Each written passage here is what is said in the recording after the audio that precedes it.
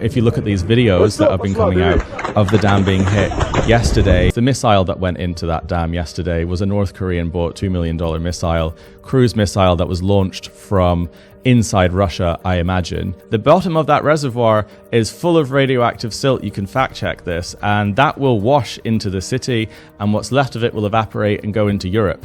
Again, NATO need to be on this, and they need to be taking it more seriously. And it's not, so it's not just the flooding and the 1 million displaced people who will then have to go to, I guess, Odessa here and the rest of Ukraine. It's like permanent areas could become radioactive. And I wouldn't put it past the Russians to put another missile into that dam. Now, dams are very hard to actually blow. Back in World War II, the dam busters used bouncing bombs. Now, these are sort of cylinder-shaped things. They bounced on the surface and then they hit the dam at the end. The reason they do that is because if you put a missile into water, then the shockwave is going to be absorbed by the water. So you need the missile to be at the surface. Hello, so I'm back with Caleb Robertson in Odessa. Well, you're in Odessa, I'm not. I mean, how are you today? Have you had more missile attacks last night? No, not really. They hit a lot of stuff yesterday, as we talked about. But the skies have been quite quiet today. There's been some noise. There was an air raid siren at 5 a.m. this morning. I would go outside and show you the city, but it's quite windy today, so I'm going to be here. I believe they hit the Viskorod Dam, the big dam near Kiev, above Kiev. Is that? They did, and that's pretty massive as an escalation. I mean, if that dam actually blew, and I'm going to bring up a map here of the city, it would release 4 square kilometers of water into Kiev. And if you look down here, that's the city. You can see the built-up area.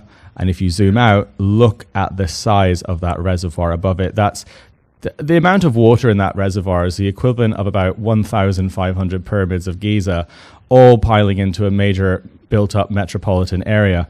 And if we look at some of the elevation levels actually here, and we overlay this map, this is the area of the city that would actually be flooded if the Russians were successful in damaging that dam. And that would devastate Kiev. It would probably displace 1 million people. It would kill thousands. All the bomb shelters and train stations would be completely flooded. And it would be horrendous. And I wouldn't put it past the Russians to continue trying to destroy that dam. Devastating for a city, on the equivalent of dropping like a dirty bomb. I mean, it would render half the city flooded. And I was actually reading some interesting facts about the dam this morning. At the very base of that dam, there is a radioactive silt, because when the Chernobyl disaster happened, a lot of radioactive smoke went into the sky, and rain brought that smoke as radioactive water back down. Let's go up to Chernobyl here, and I'll show you what I'm talking about.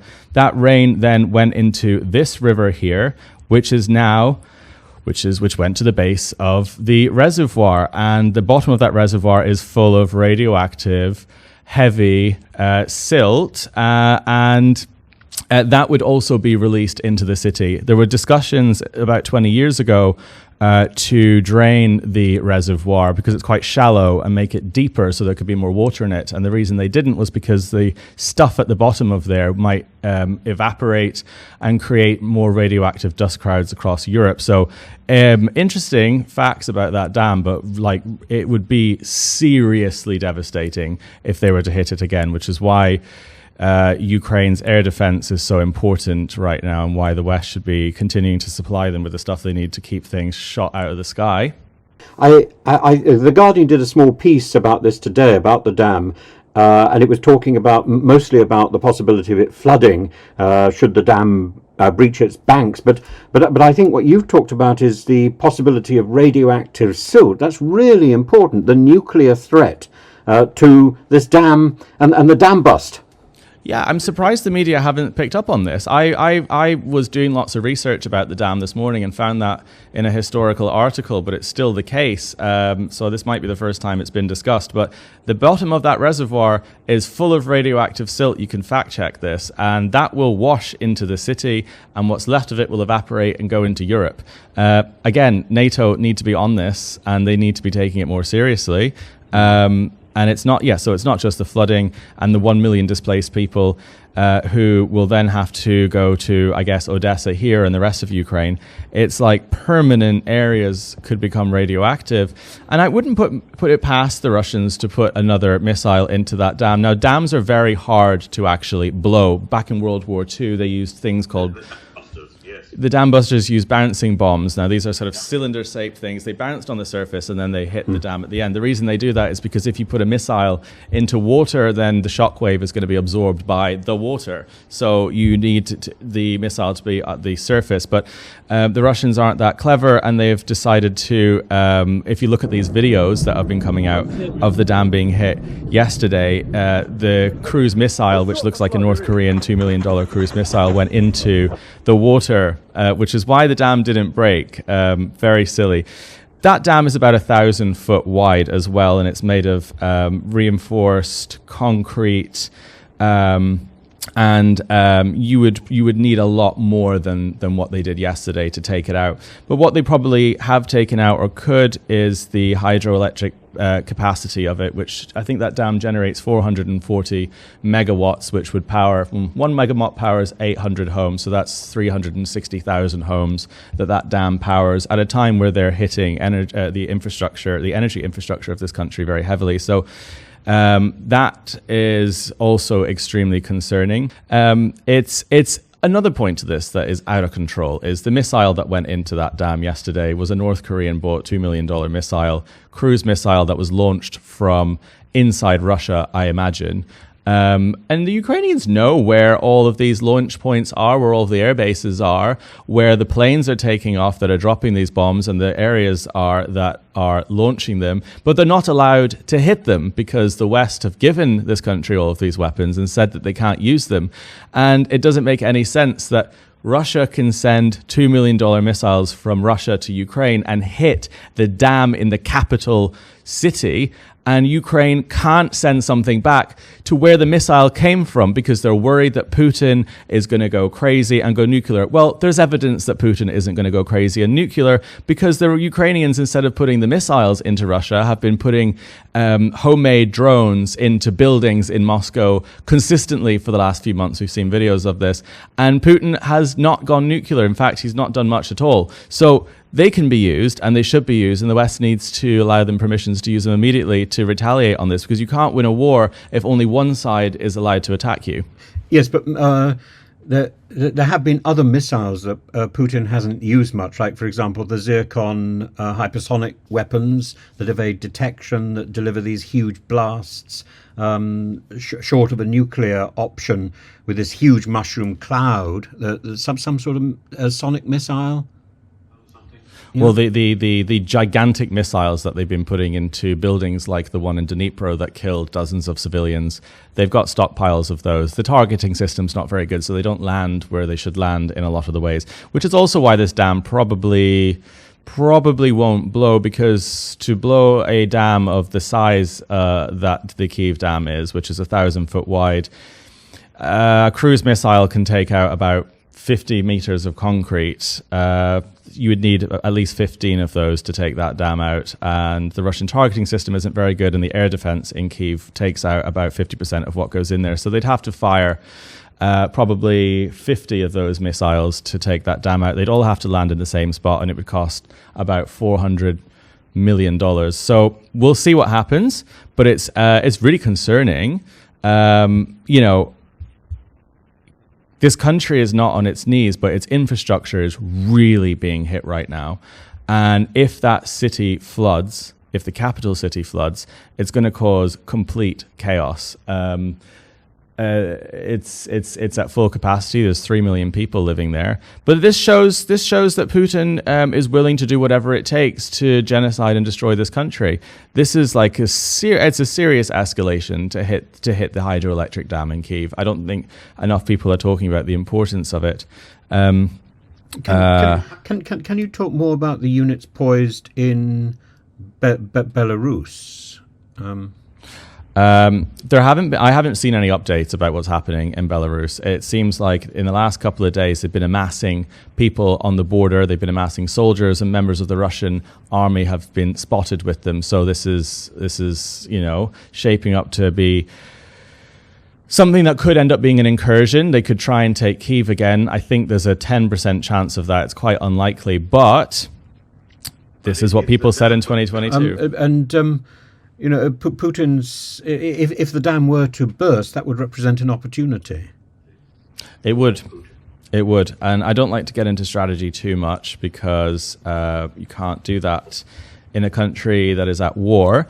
But it's definitely a possibility, and it's concerning. And back in 2022, I remember when a lot of commentators were watching troops amass for military exercises on the northern border and saying, they would never do this, it would never happen. And then it happened, and the Russian army made it all the way to Irpin, which is here.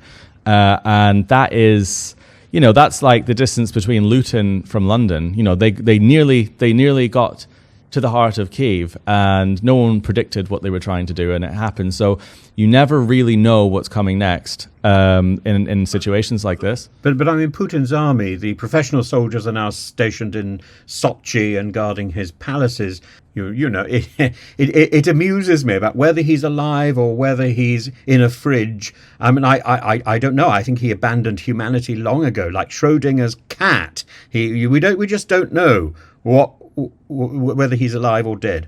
His days are definitely numbered. I've been updated with some new intelligence that there are multiple oligarchs in Moscow who are now confronting him and are now demanding that he resign and demanding that he stop this war, because the finances of the oligarchs in Russia are taking a hit, and every time Russia hits Ukraine, it causes them serious problems. And in Russia is quite a harsh, brutal country. The culture there is very brutal, and it's full of very violent people. And some of those violent people are surrounding Putin. And also the type of people that got Putin into his position of power are also the type of people who wouldn't mind taking out the person they got into power and replacing them with themselves, because that's kind of how it works in Russia. So I would say that he should be very nervous at the moment. These missile attacks are expensive as well. Again, that missile that I just showed you a video of was about $2 million. The stuff that they put into Ukraine yesterday of 100 missiles and 150 Shahed drones would have cost nearly $500 million. So he's wasting all of their government money hammering this country, and I think a lot of people in Russia are really sick of it, and they're going to do something about it. I hope. And the other thing is the useless response of the Russian troops to the Ukrainian advance in Kursk, and the surrenders, the inability to fight back. That shows the mentality that the Russians have right now. It's to give up and surrender, because I feel if we were in Russia right now and we were looking around, people would look pretty fed up, as they should be, because their leader has destroyed the reputation of their country, and it's impossible for them to fly anywhere in Europe and do anything. So I imagine that's why people are surrendering in the northeast. That's why when the Ukrainian army stormed the towns and villages that we've seen in Kursk in the last couple of weeks, locals didn't protest. They didn't say, "You can't do this. This is Russia. This is our nation. We're proud to be here." They went, "Okay, well, we're being looked after by someone else, probably someone better." And it's why the soldiers put their guns down, because the biggest difference between the two sides of this war are one side knows what they're fighting for, Ukraine, and one side doesn't. The Ukrainian The Russian army don't know what they're fighting for. It's a pointless war on their behalf. They're invading an innocent country illegally, so that's why they're surrendering. That's why the strategy is rubbish. That's why they're behaving the way they're behaving. And the Ukrainian army knows what they're fighting for, and that's to defend a sovereign, democratic nation that is Ukraine. And they have a purpose. The other side doesn't have a purpose. That's why a country like Ukraine has managed to hold off one of the largest armies on earth, because one side knows what they're fighting for, and it's amazing. Absolutely. Anyway, right, we will talk again a little later, so thank you very much, Caelan, for all your information, bang on information, and particularly about the dangers of the